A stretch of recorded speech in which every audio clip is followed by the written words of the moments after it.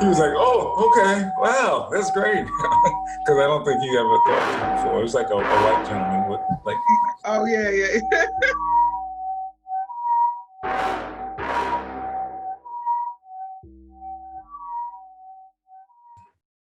All right, this is the Creativity Cocktail. Today we have the wonderful Toni Simmons-Henson is back. For wherever you are, you gotta scream out. You gotta go, woo! She is phenomenal. It is so great to have you back with us, Toni. Man. Winston, thank you for having me. Thank you so much. I tell you, we got a lot to talk about because you are doing so many amazing things for us, and you've got some great things going on for yourself. The world's got to know. But before we do that, let's take a moment. As we are talking today, we've got a lot going on in this country, right? A lot of really bad, horrible stuff that's happening. And just as we talk today, the gentleman who played Black Panther passed yesterday. And so when you think about him, you think about Kobe Bryant, you think about John Lewis, you think about all these great people who have done so many amazing things for us over, whether it's a short period of time or over decades. It's been a lot to deal with. And I share that we're going through a collective trauma. So I want to get your thoughts on that and how things are going for you and what your feelings are today. I've got feelings all over the map. So Chadwick Boseman went to Howard University, and the last tweet that he tweeted was a picture of him with Kamala Harris, who also went to Howard University. Now, I went to Howard with Kamala, and my brother went to Howard with Chadwick. Really? So it really hits home. That's awesome. I didn't know that. Closer to home. Wow. And what it speaks to is in my opinion, we are in a sociological and constitutional crisis right now, our country. And one of the things that I think that we need to do is be introspective and thoughtful about what we say, the energy we put out, because whatever you put out, energy transfer does not dissipate. It lands. It has to go somewhere. So we have to be conscientious about that. Also, I think it's a time for us, and I don't want to tell anybody what to do. I'm just giving my formula for peace. It's a time for prayer. And to ask God for wisdom, because there's been a fund, a Christian evangelical group raised $97,000 for the defense of the young man who shot protesters with an assault rifle. And there is nothing God about that, in my opinion, godly or Christ-like about that. So you have a whole a lot of people who, in my opinion, and I'm not God, God is the final judge, who are quick to run to evil and support and endorse evil. And then you have sickness. We have sickness, which is and then we have hate and divisiveness. Yeah. So all of those things, if you truly are a Christian or praying person in touch with the Creator, all of those things are of the enemy. That's right. They are of the enemy. So you asked me that question. It's not a surface response. It's just time, I think, for us to be reflective, because there has been a declaration of war on people of color. And nothing formal, but I believe that there has been a declaration of war. Yeah, I believe that same thing. And I choose my words very carefully. I'm not flippant with my responses, because I know that people will hear this. but I think that we really need to be prayerful. Yeah, I hear exactly what you're saying. And the declaration of war, I believe that as well. And I believe there is a psychosis, a collective trauma that's happening to every single person, probably not just in this country, but in this world. And people are just reacting in these horrible ways. Everyone, if you're a Jesus follower, you know what Jesus's covenant is to us. He's got like only one real message to us, and that's to love one another. And when you see all these things that are happening that are not like that, but yet at the same time on Sunday, whether it's virtual or whether it's physical, people are saying something else, you know that the lessons that he gave us are not being translated. It's just not. And I tell you, this is really probably the most difficult thing, Toni, is that I think at some point you start to feel, or you can start to sense it. I know for me, there's a certain level of numbness that happens, right? Because you see it happening in so many ways. So whether it's the 180,000 some odd people that have died from this virus, or it's the killing of Black people indiscriminately on some level, or the fear that you have. Because I know, I would say that I don't, for a long time, I act like I didn't have fear. Like I was, I'm just Jay from New York. I don't care. Nothing's happening. What do you mean? You can't.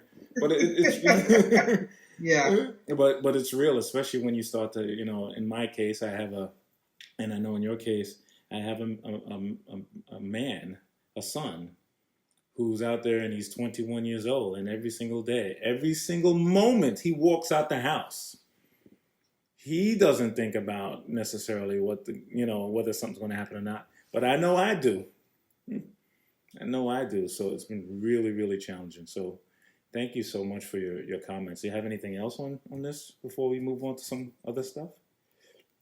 Oh, that really does sum it up for me. Unless you got it. I know you don't have 3 hours to talk about it, so we'll move on. But if you want a summary in a nutshell, my heart goes out to the family of those lost, and I pray for the comfort and peace, and we've got to vote. That's it. Yeah. Really, at the end of the day, we've got to vote. I tell you, and it lines up. I hear you say this about the Atlanta Black Theater Festival, and we'll talk about everything awesome that's going on with that. But your real, I want to say motto, mandate, is we must tell our stories. And this time, of all times, is such an important moment for us to make sure we're telling our stories. It just really is. So tell us about this year. Obviously, this year, it's different than what it's been in years past, right? With the pandemic. So tell us about the Atlanta Black Theater Festival 2020. Well, we are gearing up for our virtual event, which will be a hybrid of live and taped and highly engaging. So we've got a lot planned. The lineup is absolutely incredible. So I am encouraging everyone to not look at it on their phones. Don't do that. That would be a disservice. Get your pass. That's right. And boot it up on your smart TV or plug in your what is it called, HDMI cord, so you can connect the laptop to the flat screen. That's right. And kick that into your popcorn, your snacks, and just chill with us. You know how they say Netflix and chill? Hook up with us and chill for 4 days of Black plays, because it's going to be a lot of fun. That's awesome. And I know we'll get back to the theater, some of the lineup here in a second, but I would be remiss if I didn't talk about what's going on with you, because I know you've had a recent work that got published, and tell us about that. And that was so amazing. So tell the world about what's going on with this work. Well, I'm a mom of 4 and married for 31 years, and got to a point in my life where I felt as though I dedicated my life to, and I'm only telling this story in a short way because I know there are thousands of women out there who feel what I feel, especially if you raise millennials and you're like in your 50s. And I don't know what happened, but Black women got left way back at the bottom of the cared for list. And I was one of them, and woke up one day and realized that I was not a priority for anybody. Yeah. So once I discovered that, I was broken. I was heartbroken, and I descended into a deep depression. And then I did a Dave Chappelle, and I went to Africa for 52 days. Last year. I remember seeing that. That was amazing. You were posting videos and all that. I was like, look at Toni. I got to go there too. Thank you for sharing that. It was great. It's incredible. It was very healing. And I got perspective, and I ended up, as an artist, we channel everything. We channel our good experiences, bad experience. And I always say that we are hypersensitive, which is a gift and a curse. That means we love real hard, but we hurt real bad. Yeah. So that has to be channeled. And I started writing, and I wrote dozens of poems and ended up publishing a book called Let It Go. All Queen's right. Gotta Shit Too. And I just happened to have a picture of the cover of that book right here. Awesome. And it's me sitting in a porta potty with a crown and a gown. That is amazing. I tell you.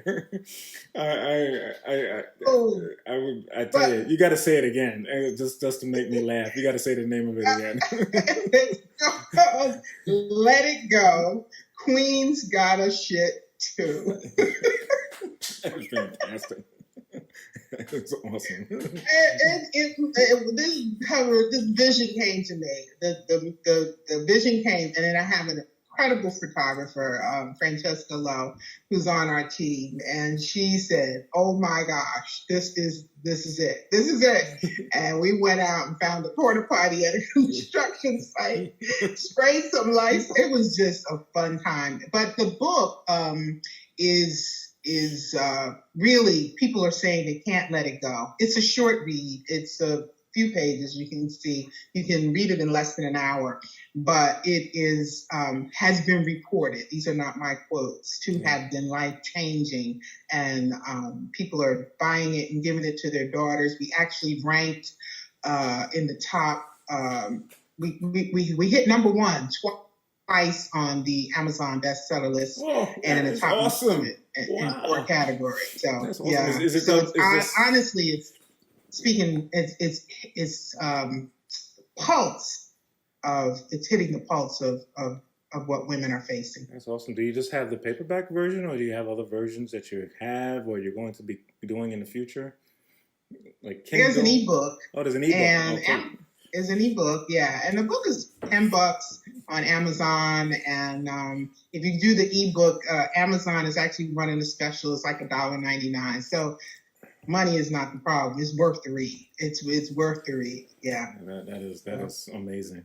So going back to the festival, so tell us about some of the things you got headlining this year. I'm so excited to be part of it and to be part of the 4 days. I've made sure that there's nothing else on my calendar for those, for the festival this year. So yes, that's the only thing. You cannot be distracted and think you're going to work and enjoy the festival.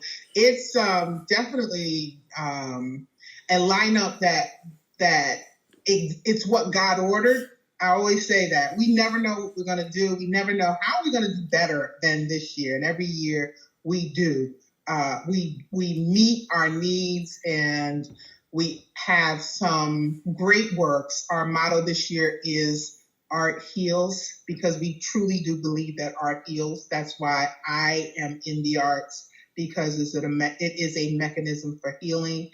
And it is a potpourri of lots of spoken word, but dramatically presented, lots of stories of triumph, overcoming odds. I think that's what a lot of people need to be reminded of historically and prospectively, the need to just be able to forward think and think progressively about what is our future going to look like, and that we have control over our destinies. We do, no matter what we believe, no matter what it's a walk by faith thing. So that's what I want to remind people.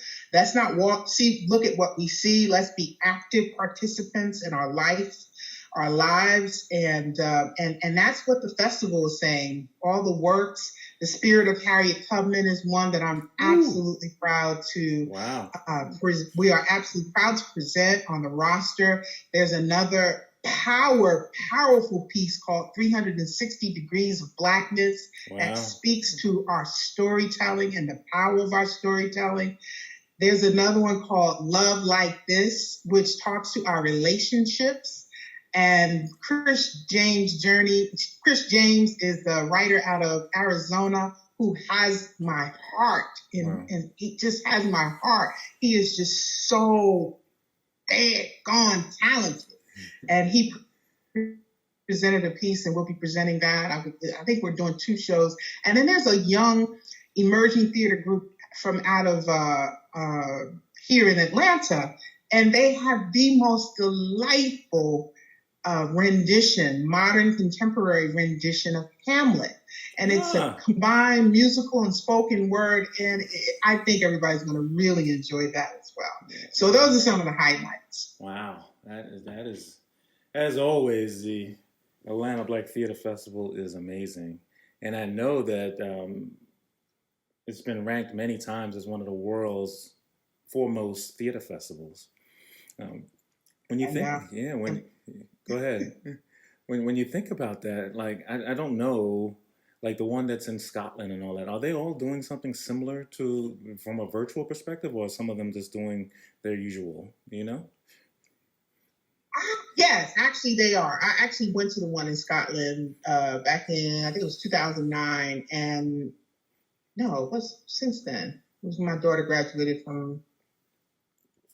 It was about 3-4 years ago, not long ago, about 3 or 4 years after the festival started. So it was about 3-4 years ago, and they went virtual this year, and that one 3 million people attend that one. That's the largest theater festival in the world.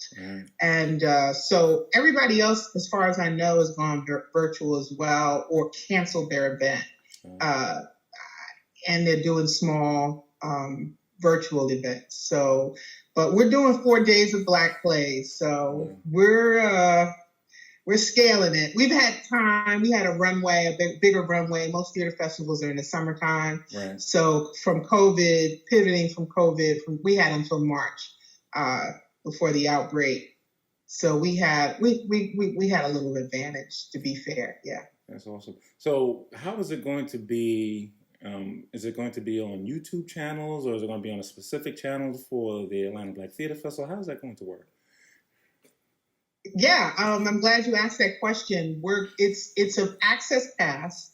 You'll have an access pass and you can purchase a day pass. And I love this part.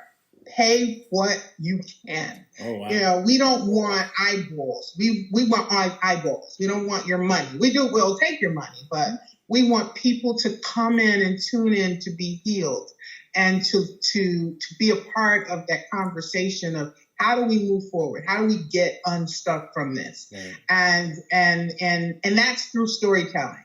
But we have panels and workshops. We've got Michael Eric Dyson too. We booked and Dominique Marceau. We have a replay of an incredible panel that encore presentation of an incredible panel that we partnered with the Black Theater Network. I wanted to mention that because that one you don't want to miss.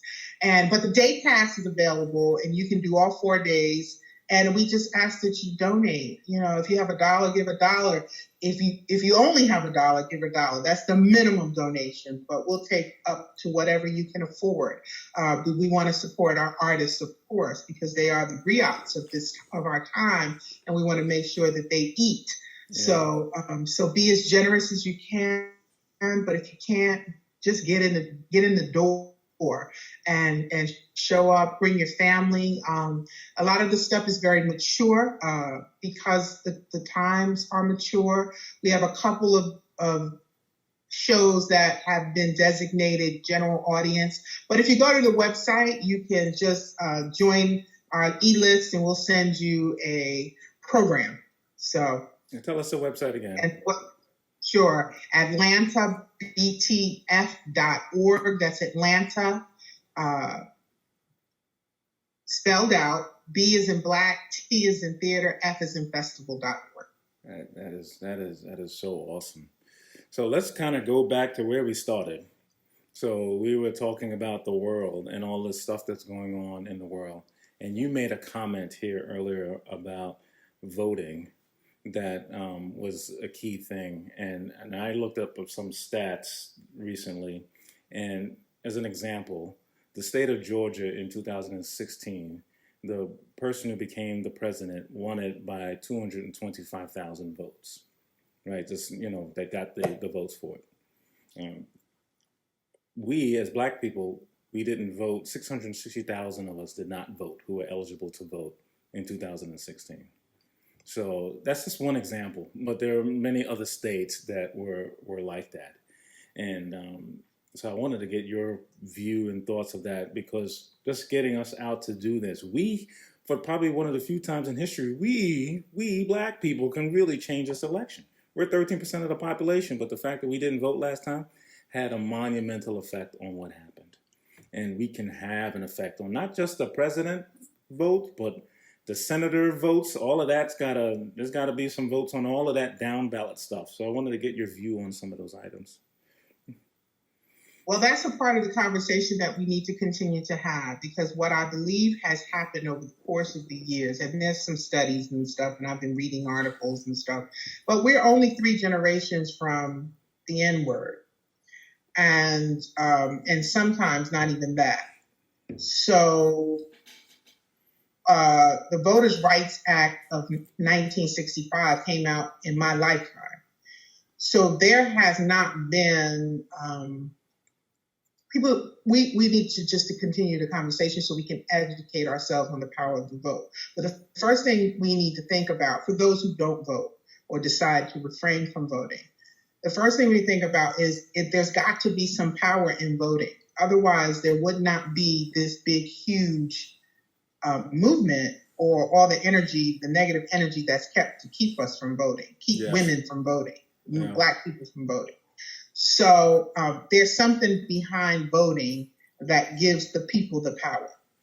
Otherwise, they wouldn't try to take it away. They wouldn't try to infiltrate the U.S. postal system. They wouldn't try to have all of these tests, these voter tests, and all these barriers to voting. So that tells you something right there. And if you look at history, and it's the world history, not just the United States history, regimes have failed. Countries have been dismantled and fallen because the power was taken from the people. That's right. And so if we're going to move forward, we have to have a voice. You have to have a voice. You have to have a voice. And there's 2 ways you can have a voice. There's one through the census and the other is through voting. When the people don't have a voice, then countries tumble. Yeah. And that's just that simple. So if we don't exercise our right to vote, then this United States will not be able to live up to its promises. It will not, for anyone, not only for Black folks or brown folks, but for anyone. Yeah. And that is what we're in danger of losing. And if people don't understand how serious it is, then we get what we deserve. And it's that simple. Yeah. I see a lot of schisms happening already. So if you think about like Andrew Cuomo, he's almost like the king of the North out of Game of Thrones, right? Where he's aligning with the governors of New Jersey and Connecticut and those guys, and they're doing their own thing. then you got like this block of people in the South where it's like our governor, which I won't say his name because that might get me a little upset. And so we got our governor, and then we've got the governor of Florida, and those governors in there, and they're like their own block, and they're kind of lackeys to the president. And then you've got guys on the West Coast. It's like the country is like, I don't know if people see that, but it seems to me like there is this schism and these fracturing of these different groups that are happening out there, and it's disturbing. It really is. Yeah. It is, and I think that there's a lot of folks that are working class folks just trying to put food on the table. Yeah.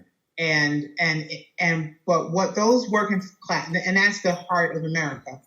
But what we as working class folks need, we have to stay conscious, and we have to not get very, see, that's why the tax cut came, and 99% of the people did not benefit from it. I ended up owing taxes this year. So my mother ended up owing taxes this year. So what was the tax cut? What was the benefit of, who benefited from it? We know who benefited from it, the richest. So if we can continue to scramble then and be so busy trying to put food on the table, then we won't pay attention to what's happening. That's a part of the plan. It's like a bait and switch. I mean, you do it for little babies. You distract them. That's right. So that they don't focus on what the real issues are. So, and that's what's happening.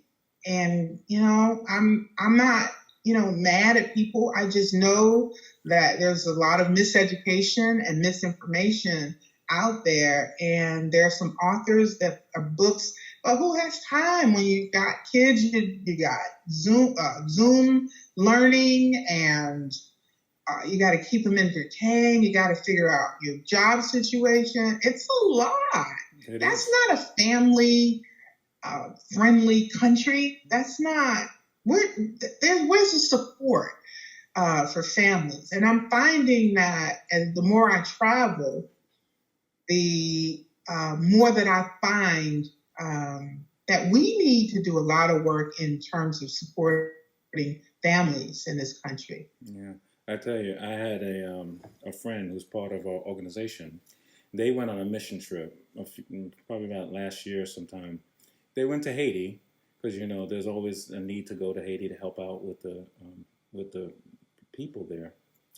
So they went there and they did what they needed to do as part of the organization they were part of, and she shared this comment with me, which I thought was very interesting. She said that when she spent time with the people that were there, she has never come across people who were more authentically happy in her entire life. They didn't have a bunch of stuff. They didn't have iPhones and houses, big houses and cars and all this stuff that we deem as valuable. But they were unbelievably, genuinely happy to be alive on this earth. Isn't that something? Woosah! You are speaking my language. That's exactly what I discovered in Ghana. I discovered that the less people have and the less things they focus on and the more experiences we focus on, the more rich we become. And which brings me to our latest project. My husband and I started a podcast called Black Family Table Talk. Oh yes. And that's that is also doing very well. People are really excited because we're just discovering what we're doing is we're sharing some intimate details into our work and our family relationships, and what worked, what didn't in terms of parenting and our personal relationship and finances. So we're just trying to be a voice for Black families. I practice what I preach. I don't say what we do, what we need to do. I try to create products and support projects that do what I believe in. So I hope, anybody listening, if they want to tune in to listen to what our struggles were and how we got through them. If you're struggling with family we introduce statistics and studies, and we get professional advice, and we just want to be a voice of support for Black families. So that's awesome. We will make sure that we put a link in the YouTube version of this conversation, so people can make sure that they check in on that. That is really what made you guys decide to do it. Was it just because you wanted to just have this conversation and get it out there? What was the genesis of it? That's a good question. Well, we had relationship problems, and as a result of that, the counselor suggested that we work on a project together. And one of the things that we really prided ourselves on was the way we raised our children. And so we thought, well, we have some knowledge to share. You know, my kids are absolutely incredible, naval graduate, architect. I have my Black female architect, my daughter, my other daughter, Black female, math, PhD candidate, and my son, my oldest son is a Naval Academy graduate and lieutenant in the Navy.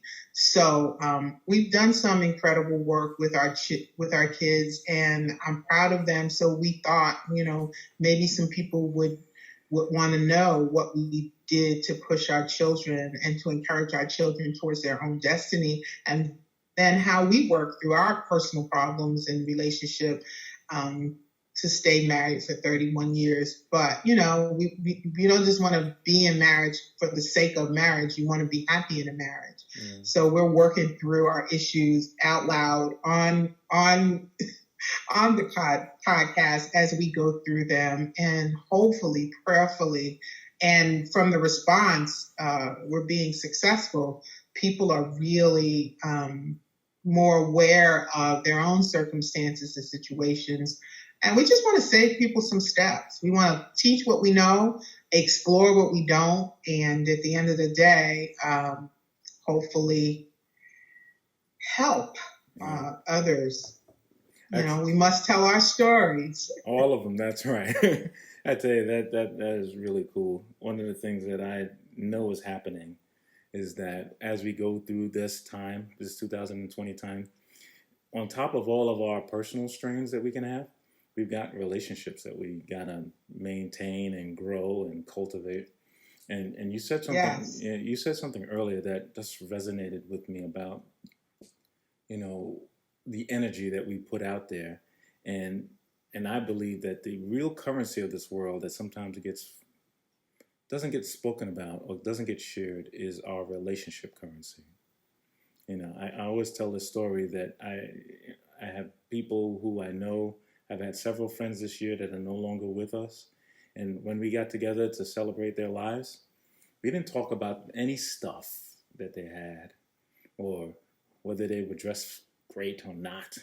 We just talked about who they were and who they loved and who they needed to love and who they wanted to love and how they helped other people. That's the only currency that exists in this world. You know, I was giving my mom a hard time when I was growing up because she used to always make these wedding dresses for people. And my business mind would always say, Mom, what are you doing? You're spending your whole weekend making wedding dresses for people. And you're not charging them a nickel for doing it.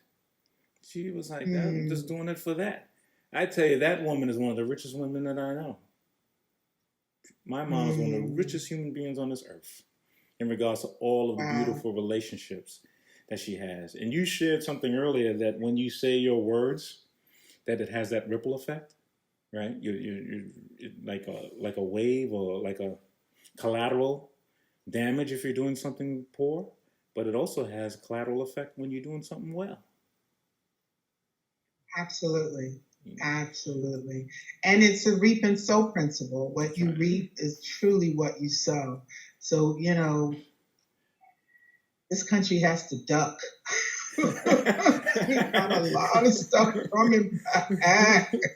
You better duck and pray for the remnant, the remnant of folks that are doing the right thing and be a part of the solution. But yeah, relationships are important. They're the most important thing in the world. And we get lost in that rat race. You know, I have a friend, a friend from years back, and he's he was doing very, very well. He worked for a Fortune 500 company, and I read an article about him, and he had wife and children, and I read the article, and it said that he gets up at 4 in the morning, he works out, and then he hits the office at 6 a.m., and then he gets home at 7, 8 o'clock at night, and he starts all over again. He's grinding, he's doing so well, he's rising the corporate ladder. And after I read the article, I said, and he's headed for divorce. Or health challenges. Or health challenges, exactly. And sure enough, about 3 years later, I got a call. So-and-so got divorced. Yeah, I tell you, So, his story sounds super similar to my own. At one point, I had created this scam in my own head, this racket in my own head, that doing that description you just mentioned, what that guy was doing, was great. This was going to be the way to do things. I tell you, Toni, my life has become so much richer after that. Life has, that part of the season has gone past. I had a chance to meet you. My network of genuine, authentic people that are around is just 10 times more than what it was when I was getting up 4 a.m. in the morning and I was working out and I was doing these things and doing these reports, and I thought that my title meant something. The title don't mean a daggone thing. It doesn't. And at some point you realize, man, that doesn't work. I mean, there's somebody ultimately becomes a CEO, but I tell you, even the CEO type people, they have their own things to deal with. I remember meeting this guy. He was 85 years old, and he was still in this rat race. And, he had one of those kind of personalities like, yeah, I'm the tough businessman guy. And I looked at him, and I remember having this conversation, and I walked away from the conversation feeling sad. He's probably a multimillionaire. He's probably got millions of dollars. But like when you read into his eyes, and that's what goes, when you said something earlier about us being hypersensitive, maybe this is what I was like perceiving in him. When I looked in his eyes, I was like, this man, regardless of the gruff, hard turtle shell that he's got, he's pretty sad. He's pretty sad. And sometimes I have to say it, even sometimes when I see our president, I've been not saying his name on purpose. I get that same level of sadness. Well, you have to be careful, because, this is a controversial subject. People are who they're going to be and based on what they believe and what they've been taught. So, it ain't for everybody. Some people will say grinding is the thing. I'm crushing it, as the young people say.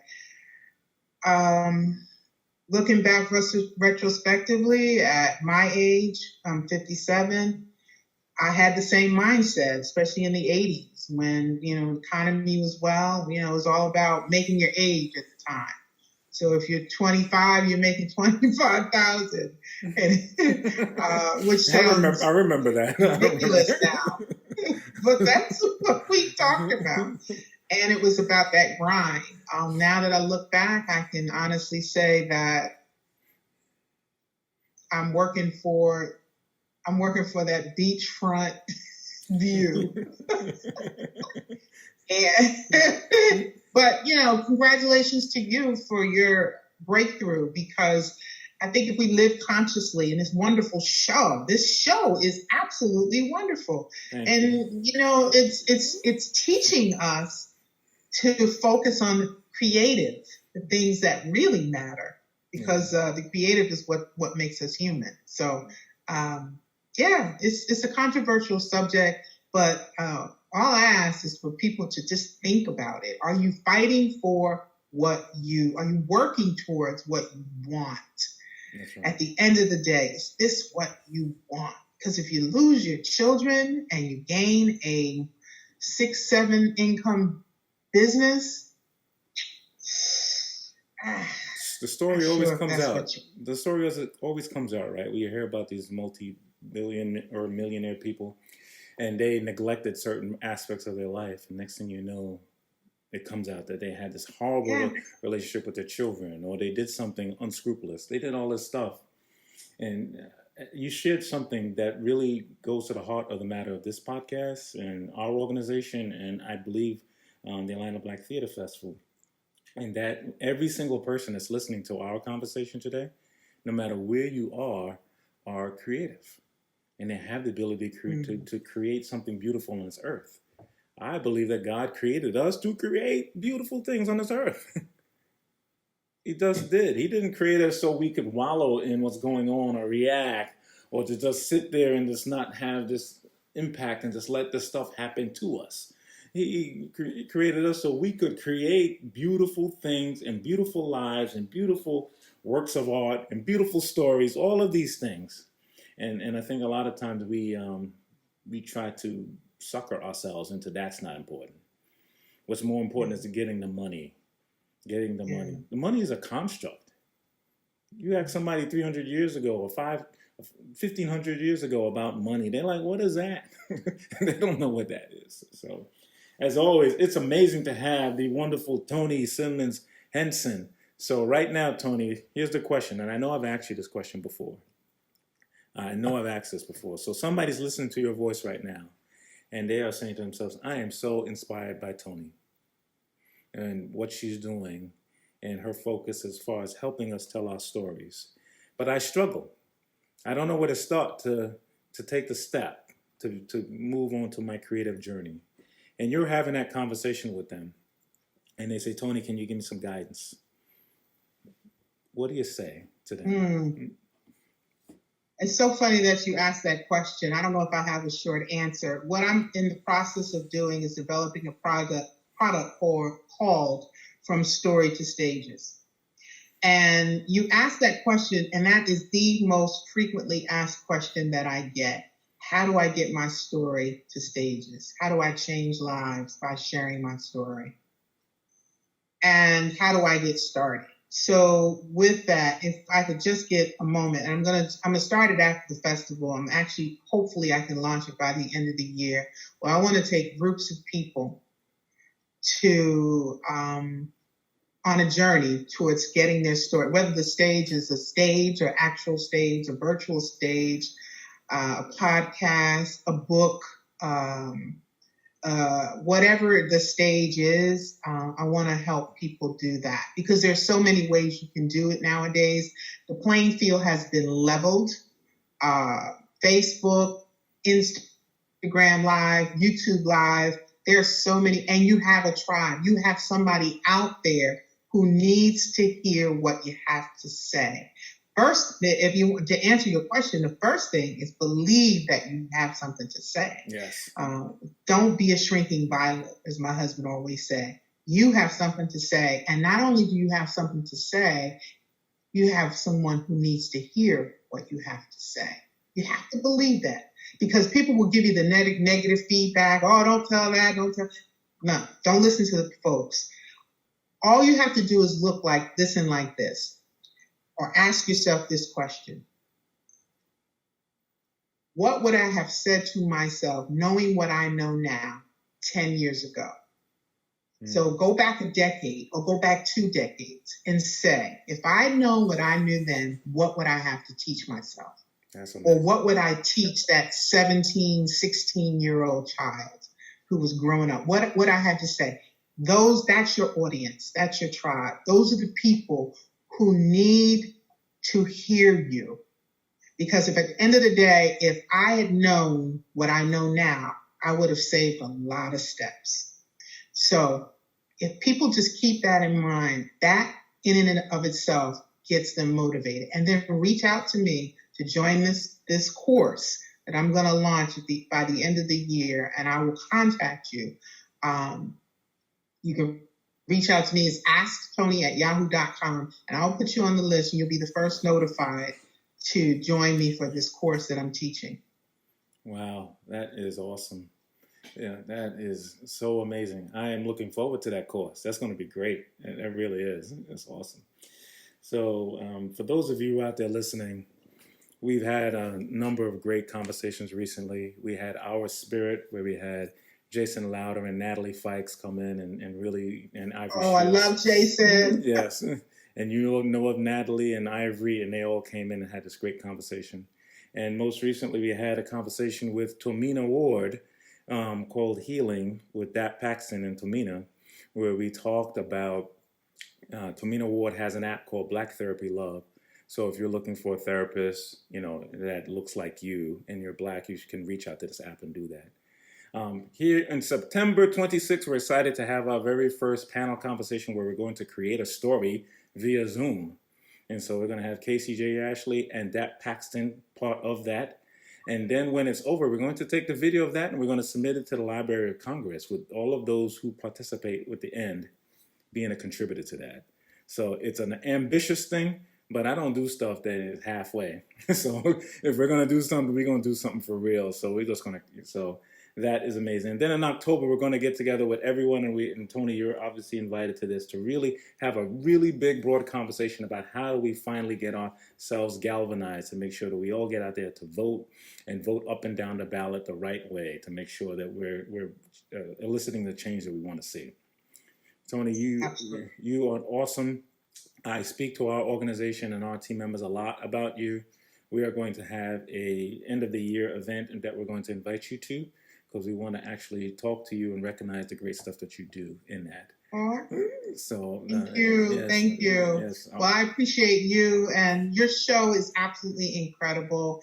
I wish you keep putting out the content. I wish you all the success, and congratulations to everything and everybody. You got the stellar lineup. I'm just unsung Natalie Fight, Dat Paxton. All these folks are doing it, and so are you. Yes, thank you. Thank you for having me. Join us for the Atlanta Black Theater Festival, September 30th to October 3rd at AtlantaBTF.org, or just shoot me an email at Ask Toni, like ask a question, Toni with an I at Yahoo. Love you so much. That's right. You guys, you got to be there. No hurricane excuses.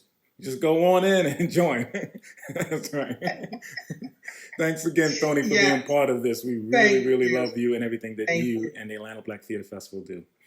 Thank you all. So make sure you subscribe to The Creativity Cocktail, whether you're looking at us on Instagram or YouTube or Facebook. We really would love to have you be part of what we're doing and giving us feedback and subscribing to all the awesome things that we have up, that's happening here in the future. So thanks again, Toni. Life is wonderful. Take care. What's up? We thank you for joining us today.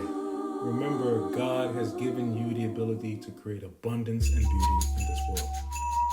Every moment is perfect, and you are perfect. Join us on the Creative Circle on Facebook and our Creatives community via our website to receive exclusive productivity and creativity content.